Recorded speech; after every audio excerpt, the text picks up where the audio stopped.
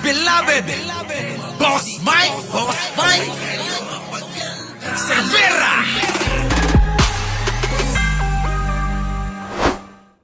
Makakausap natin sa kabilang linya si Police Colonel Joey Gofort, ang Chief of Police po ng Caloocan City Police Station. Abay, patungkol ho ito sa insidente ng pamaril. Balitang-balita ho, mga kababayan, viral ho eh. Viral sa social media, maging sa media, mga kababayan. Ito hong nangyari ho na pagpatay kay Mima Alicia.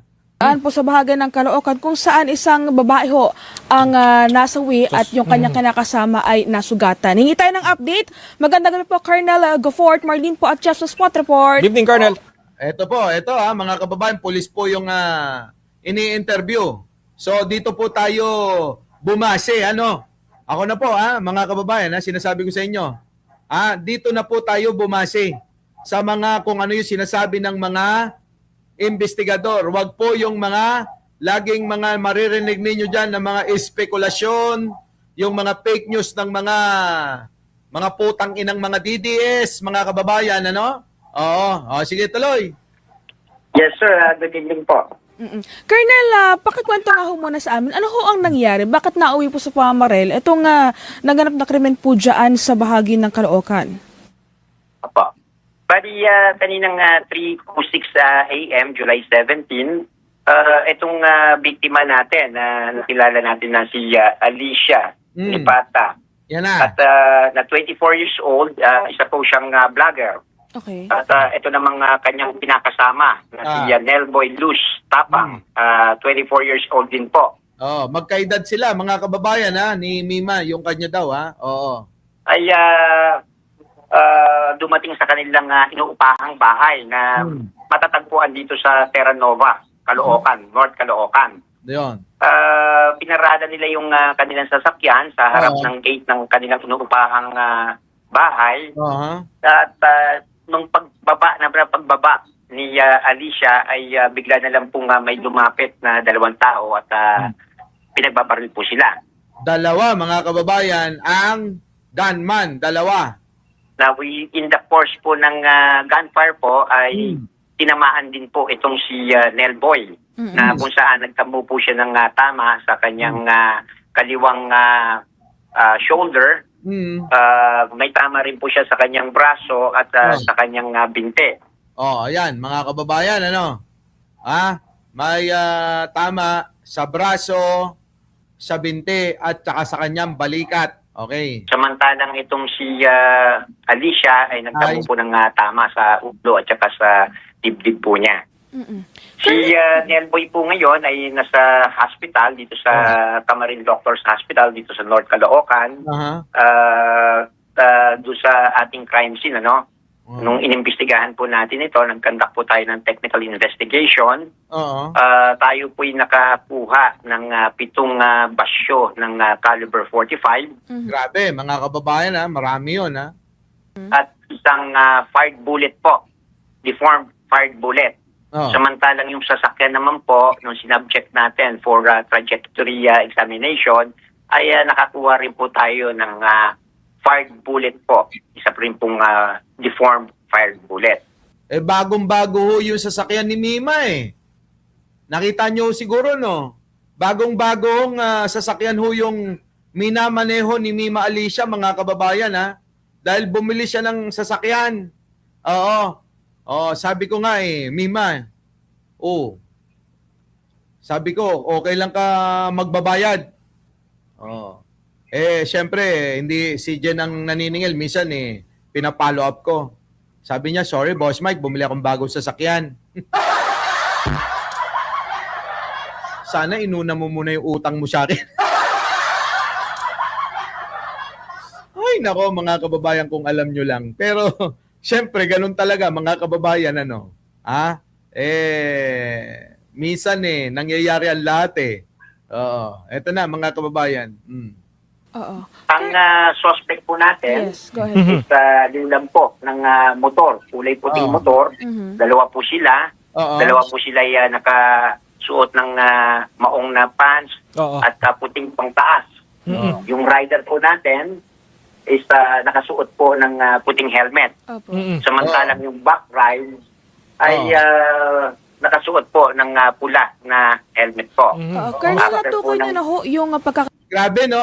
Tama, no? Tama. Hindi normal to 45. 45 po talaga yung ginamit. Binanggit to, di ba? 45 caliber yung ginamit, mga kababayan. Ha? O, tuloy.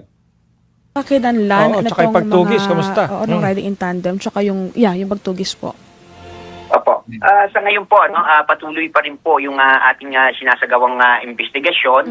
Patuloy pa rin po yung ating forward and backtracking, yung pagre-review po ng CCTV upang malocate po natin and eventually ma-identify at ma-arresto po natin yung mga suspect. Ano pong Di ba? So, alam nyo, kaya nga ho, sinasabi ko, napakabilis.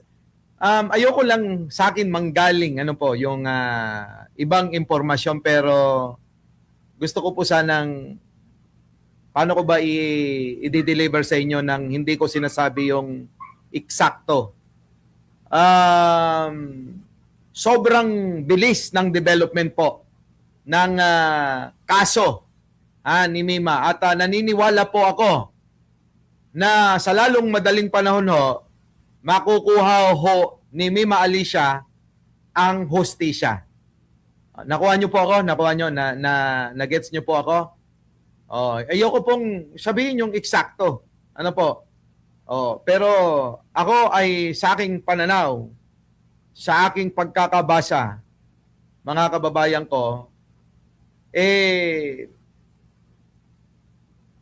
makukuha ho ni Mima ang hustisya sa lalong madaling panahon. Opo. motive na lumalabas, Colonel Goforth? Yan na. Well, alam naman natin na kilala itong si Alicia na isang vlogger, isang kritiko po, kritiko, isang matapang na nagbibigay ng komento. Ayan, matapang na nagbibigay ng komento. Kilala naman talaga natin si Mima na walang preno ang bunganga 'Di ba? Na walang boundary yan. Walang makakapigil sa bunganga niyan, parang machine gun, Kung magsalita si Mima, abay, wala talagang sisinuhin. Dahil nga ho, mga kababayan, sabi nga nila, nasa malaya tayong bansa, nasa demokratikong bansa tayo, may demokrasya tayo na sinusunod, kaya ho, ganun na lang. Talagang ratsyada kung ratsyada si Mima Alicia. Di ba, mga kababayan, Kilala natin yun tuloy. Of course, lahat po yan is iimbestigahan po natin. At may iimbestigahan po rin natin. Narinig nyo? Yung pagiging political vlogger ni Mima Alicia, ayon po sa kapulisan, ay iimbestigahan ho nila. Nakuha nyo, mga kababayan, Ayon po sa kapulisan, etong pagiging political vlogger ni Mima Alicia ay iimbestigahan po ng kapulisan. Ano po? Isang anggulo na kung saan meron daw pong pinasuhan itong ating biktima. And eventually, nung kinasuhan niya, yung biktima is kinasuhan din siya. So, ayan, mga kababayan, ha? Ano sabi? May kinasuhan daw ho si Mima. Hindi naman kaila sa inyo, di ba? May kinasuhan daw si Mima at kinasuhan din daw siya. Alam nyo na, mga kababayan, di ba? Yan ay iimbestigahan po natin. Pero sir, sa investigation po ninyo, ang target talaga itong babae? Lumalabas po, base puro sa tama at talagang pinuntirya is itong babae po, si Alicia po. Yan, mga kababayan, talagang ang target ho ay sino po? Si Alicia talaga. Hindi po yung boyfriend. Si Alicia ang tinarabaho. Hindi po yung boyfriend. Ano po? Kaya minsan, siyempre, hindi maiwasan ng marami ang magbigay ng kanilang mga opinyon at pananaw patungkol rito sa mga balita na lumalabas. Pero ulitin ko, mga kababayan, para hindi ho tayo maligaw, hintayin po natin ang sasabihin, hintayin natin ang press release ng mga kinauukulan nang hindi ho tayo nagkakaroon ng iba't ibang mga konklusyon at makakapagbigay ng kanilang mga komento. Kung hindi naman po legit, kung hindi naman po, 'di ba, mga kababayan, tama yung kanilang mga sinasabi. Yan, mga kababayan. Hay, nako, binuhay. Sabi ni Eva Narita, binuhay yung boyfriend kasi hindi nakakamatay yung tama niya. Obvious ba? Hindi talaga siya bubuhayin. Sabi ni Lovely Dominguez, sa mga tama niya. Sino pa? Sabi ni Pachuchay, let's just pray na makuha ni Mima ang hustisya agad-agad. Dalangin po natin yan. Kasama mo kami sa pagdadalamhati. Maraming salamat po. Dapat lahat ng nagbanta sa buhay ni Mima ay maimbestigahan. Opo, tama naman po kayo. Tama po para di makasira sa investigasyon. Of course, ma'am, yung long way, we will meet in... yun na nga. Sino pa? Sabi ni Aling Roda, dapat na i-hold yung dalawang gustong pumasok sa bahay ni Mima. Baka may kinalaman sila. Oo nga, no? Pwede rin. Ang daming mga person of interest, Sir Mike. Sabi ni Mr. Sponsor. Ohio. Yan yung simula ng bloodbath ng mga Duterte. Nagpapakalat na para ma-validate nila ang di safe ang bansa. Sa bagay, may punto rin. Lahat po kayo may punto eh. Opo, sino pa? Mukhang galit na galit yung mastermind o nag-utos sa hitman. Na talaga siguro nga sabi, tadtarin nyo, ganun Hindi kaya ganun, mga kababayan, Parang inutos nung mastermind na tadtarin. Siguraduhin hindi na makakapagsalita, parang ganun, sabi ni Attorney Empoy, Boss Mike, patatawag din ba si Super DM yung pinablatter ni Mima? Hindi ko alam eh. Ayoko munang anuhin yung mga yung mga pangunahan ng mga investigador. At hawak po ito, mga kababayan. Hawak naman po ng kinauukulan yung cellphone ng kanyang boyfriend at saka yung cellphone ni Mima. So hawak po nila yon. So alam nyo, kahit maburaman yung mga conversation diyan, lalabas po yung mga totoong mga sino yung nagbabanta, sino yung kausap, at maaaring dyan sa cellphone na yan, mga kababayan, malaman kung sino po yung mga taong may atraso kay Mima Alicia. Tama po, mga kababayan, di ba? So, yun po yun. Yun po yun. Ang mga cellphone ay mahalaga. At nakakatuwa nga dahil sa balita na ang NBI, PNP, CIDG nagtutulungan ho para po mahuli agad, matunton agad kung sino man po itong mga pumatay at kung sino po itong mga nag-utos, mga kababayan. Magaling. Maraming salamat po uli sa PNP, sa NBI, sa mabilis po na action, At huwag na nating awayin ang Pangulong Bongbong, Meron hoong mga nagsasabi sa akin na inaaway si Pangulong Bongbong.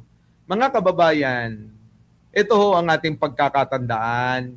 Ang Pangulong Bongbong, kung tutuusin natin, ako po isa po ako sa naapektuhan sa pagkawala ni Mima at sa nangyari sa kanya.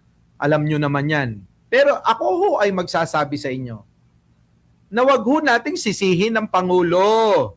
Dahil ang Pangulo, maraming problema ang bansa.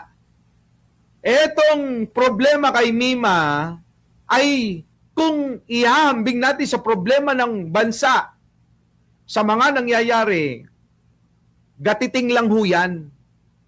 Sana maunawaan ninyo yung ganun, di ba? Ngayon, tama naman po na talaga namang masugid na taga-suporta ni Pangulong Bongbong Marcos, itong si Mima Alicia.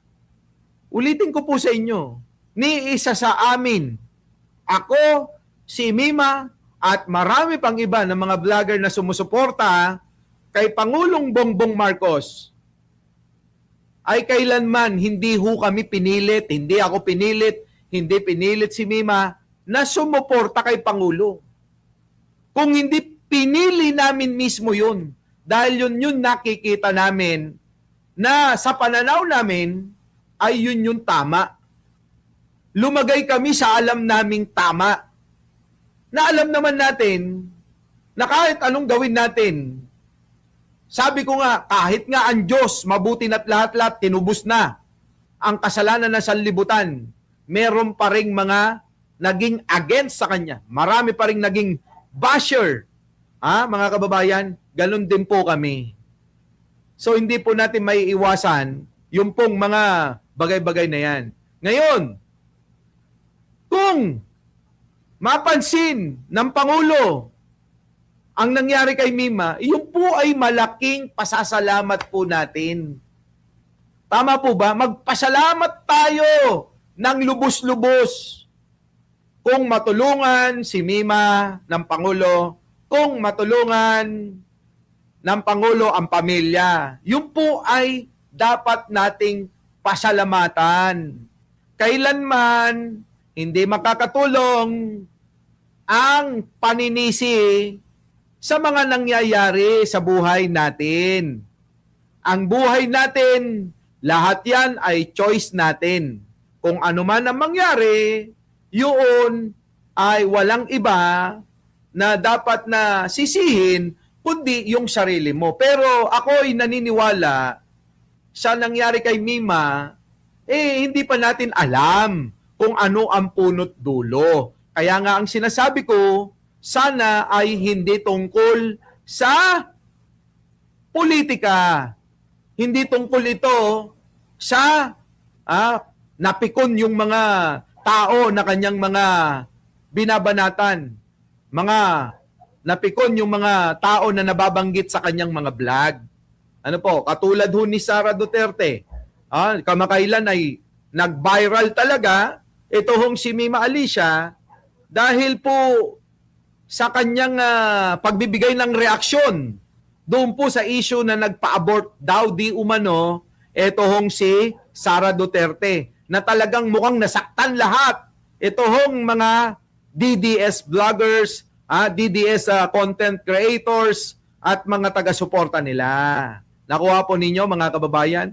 Sa akin naman, bilang vlogger at magbigay ka ng isang reaksyon sa isang video na lumabas sa social media, huwag niyong sisihin. Dahil normal lang na nagbibigay kami ng reaksyon. Ngayon, kung hindi niyo gusto yung pagkaka-deliver, i-bash nyo. Ayan, sa comment section, gawin niyo lahat. Pero kailanman, hindi ho po pwede na ang maging kapalit ng ginagawang yun. Dahil nasa malaya tayong bansa, mayroon tayong, mga kababayan, freedom of expression. Ginagamit ng mga DDS yan lagi. Tulad kay Sara Duterte, yung sabi, pagpatay, pagbabanta, freedom of expression daw yun. Ganon din po kami. Sukdulan na hindi lang ho kami, katulad ng mga Duterte na makapangyarihan, mayaman, maraming mga impluensya. Ordinaryong mga vlogger lang po kami katulad ni Mima. Nakuha ho ninyo mga kababayan. Siguro naman, maliwanag yung sinasabi natin. Malaya kayo. Bigyan nyo ng reaksyon. Walang problema.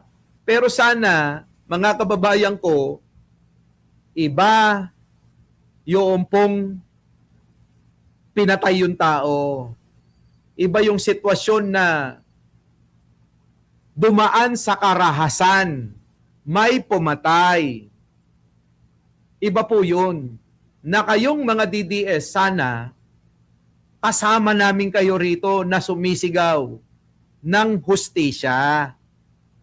Kanina ko pa ho yan sinasabi mula ako'y mag-umpisa. Ano po, mga kababayan, ano? Ha? Oh.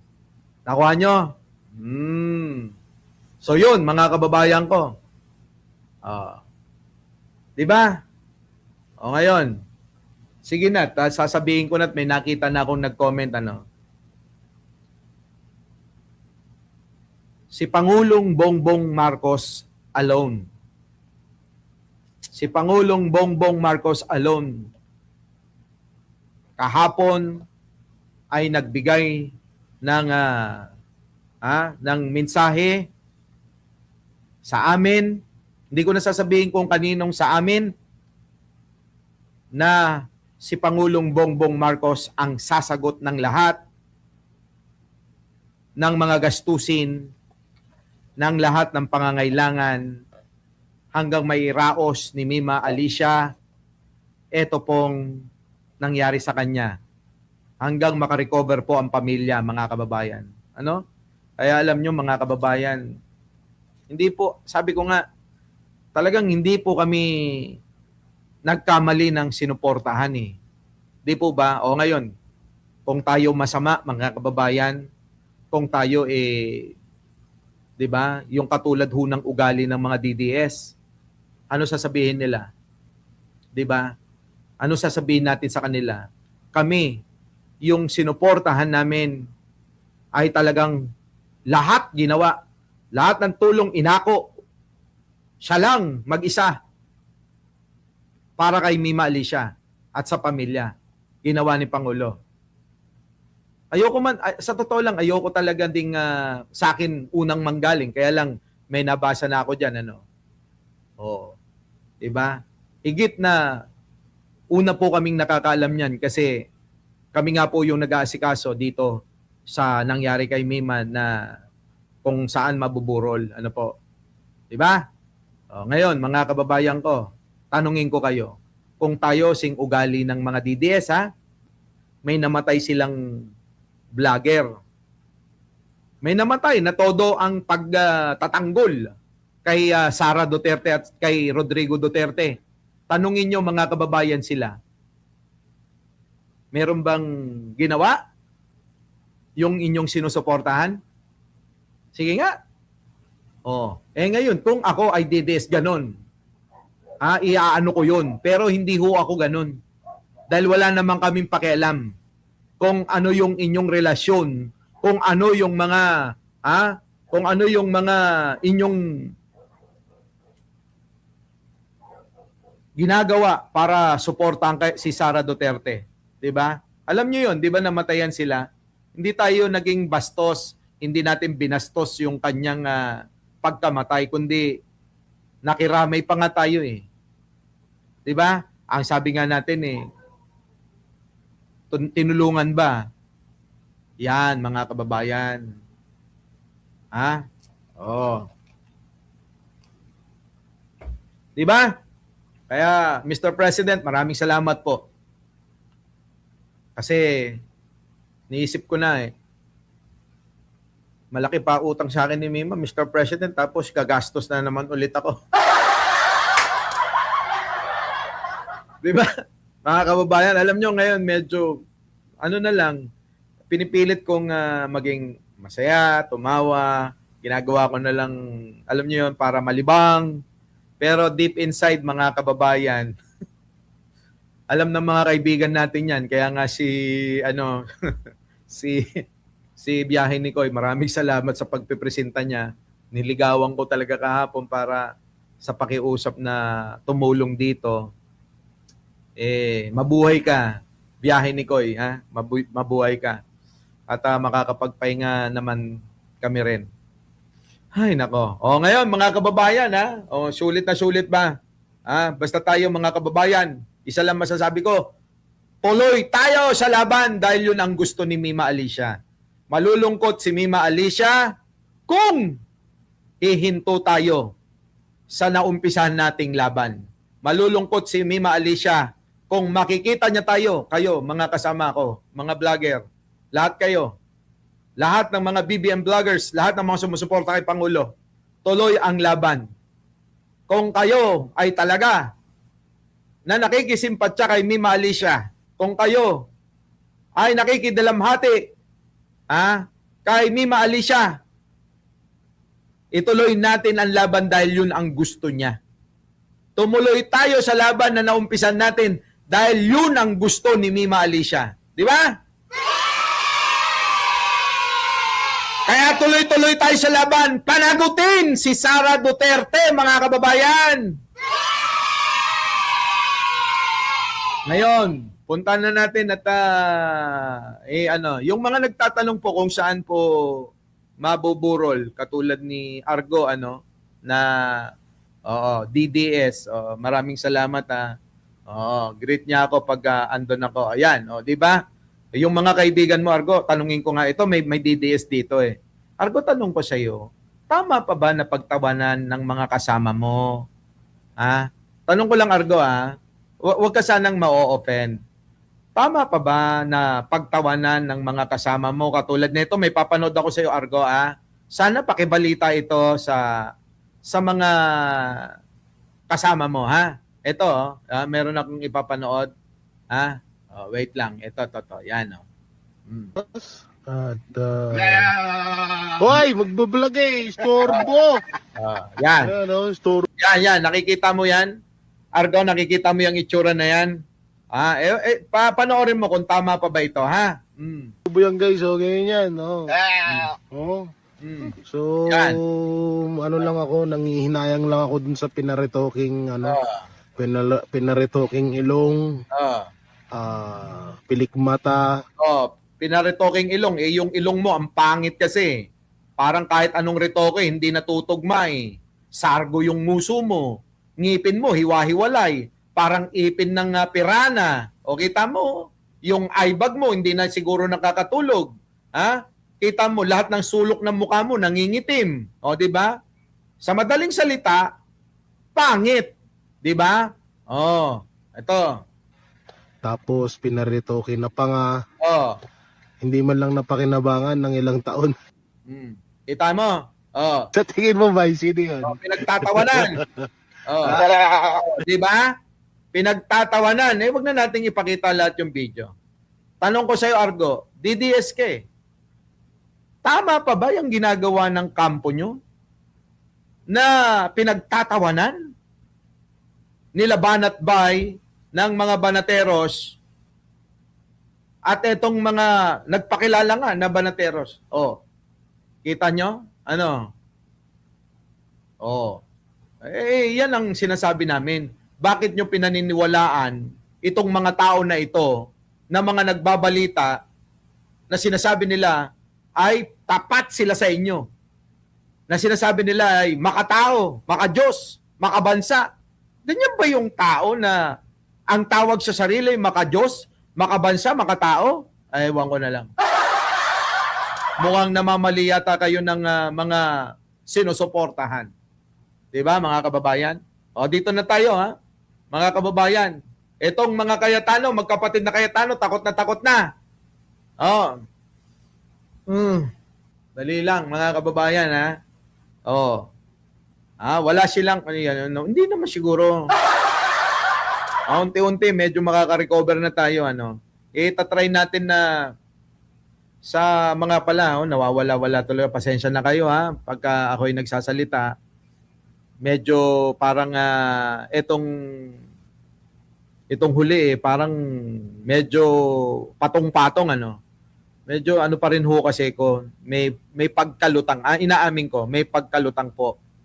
Dahil nga po syempre, hindi ko ho iniisip na ho yung utang ni Mima. Baka isipin nyo, iniisip ko yung utang ni Mima. Hindi ho. Ang iniisip ko po ay yung magulang, anak,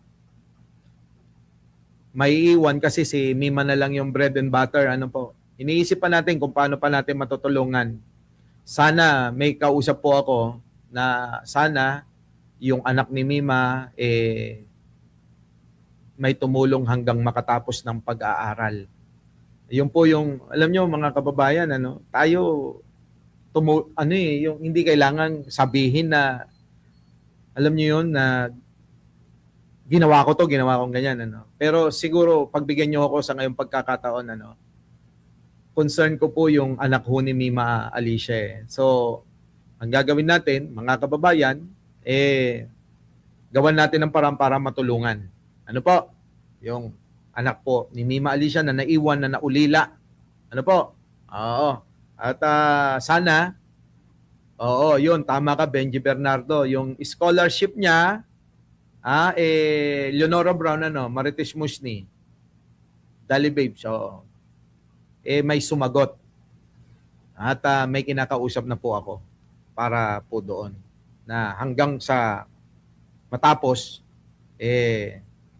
masagot. Yan, mga kababayan, ha? Our beloved Boss Mike Cervera.